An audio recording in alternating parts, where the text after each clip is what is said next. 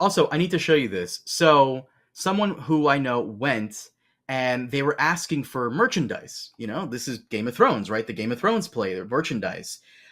This is one of the pieces of merchandise there. It looks really lame. Apparently, HBO was giving them shit and not letting them sell official Game of Thrones merchandise, which is weird. I'm trying to send it Huh. to you right now on Okay. Facebook. There, I sent it to you.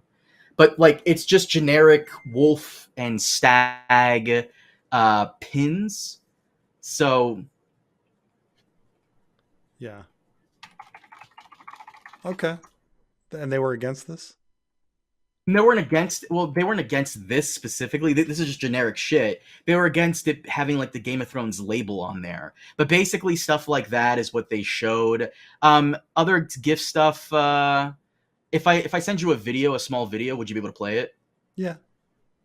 Let me see if I can send you this video then.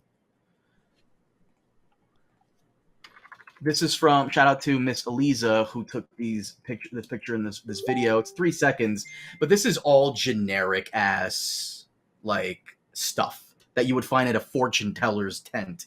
You know, it's Mm. whatever. Medieval fare kind of Mm-hmm. standard medieval kind of stuff.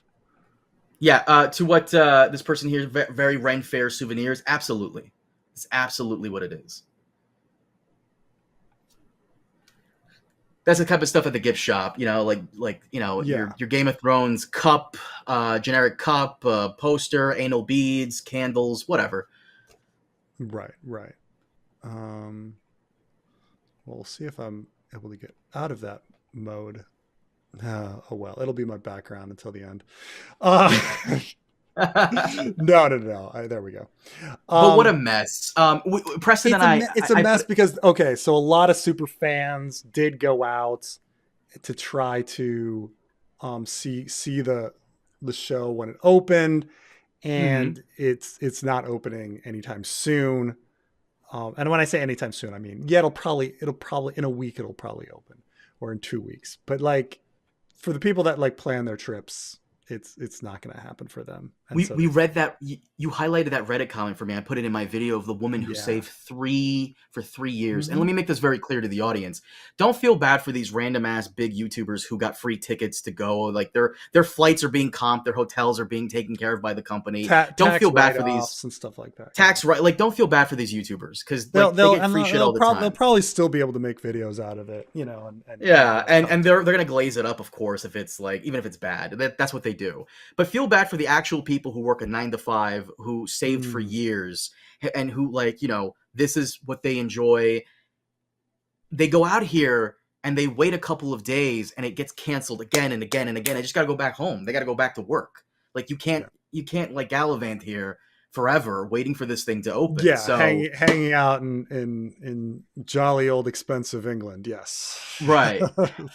Our friend Elio, his is on Tuesday, I think he told me. So I'm Hopefully, I hoping to have mean, if he yeah. goes to see it, we could have him on the podcast. So he can tell us about it.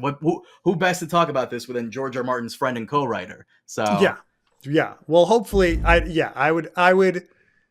yeah, let's sit if and when, I mean, it's a when with Elio we'll eventually see it, but we'll sit down with Elio and and try to hear his thoughts on his review of the I'm already having anxiety about having Elio and you on again. Oh my god, because both of you guys, when you guys are together, oh my god, the microphone issues. Oh my god, oh my My god. microphone's great. What are you talking about?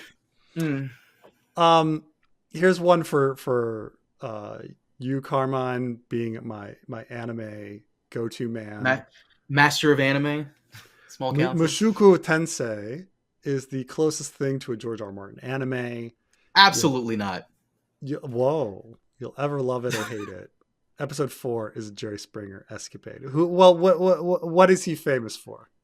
So Mushoku Tensei is the name of an anime. The English translation would be Jobless Reincarnation. Basically, in real life, this fat loser incel, it gets hit by a bus and dies. But instead of going to heaven, he is reincarnated into a fantasy world where he is born as a baby.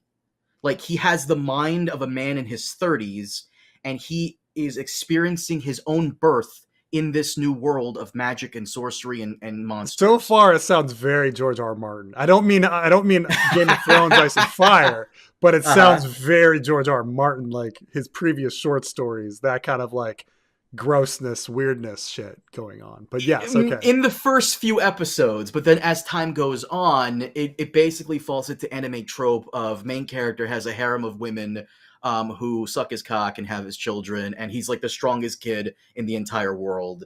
And then like yeah, so you're right for like the first few episodes, yes, but then it goes into the anime tropes of I am writing something that I wish would happen to me.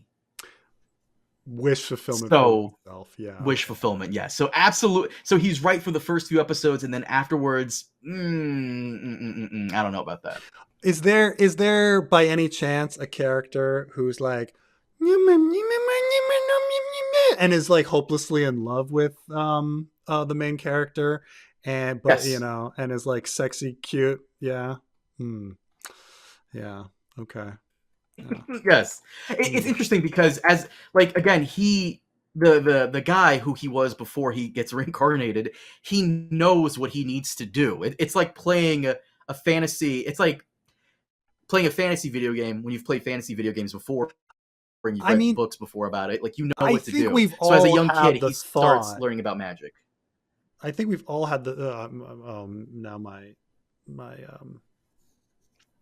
uh my thing is screwing up here because I think I've been trying to opening too many windows here. Um, okay, so I mean, we've all had the thought of what if we redid school. We've had that fantasy, and you're like, oh my god, I had so much confidence, and oh that girl, she liked me. I should have gone for her. Like we all have those weird sick redo fantasies in our head. So you're saying this is like essentially that, like the sick redo fantasy of like, oh my god, if I went back and redid high school, having known then what I knew now, like he lives it. Yes. Also, understand something. This anime is very controversial for a lot of its kind of like jailbait esque moments, as Ross will point out to you in his super chat in a minute. Oh, Um, it's very controversial, but it is a like male fantasy in Japan. It's very because he's successful he's there. being reborn, so he's essentially an adult, but he's being like He romantic with a bunch of children. Yeah. Basically, like even though he has a mind of an adult in the body of a child, and he grows up, and yeah. Uh. Yeah. Mushoku Tensei. I mean, what's this picture here of like all these characters? So Who? so Yeah. so the main character is the boy at the very top next to the redhead, and the redhead, the elf with the white hair, and the chick in the hat with the blue hair are his wives, and I think those are his daughters under them. It's just like this whole thing. Oh, so he's polygamous. Yes. So weird. So weird.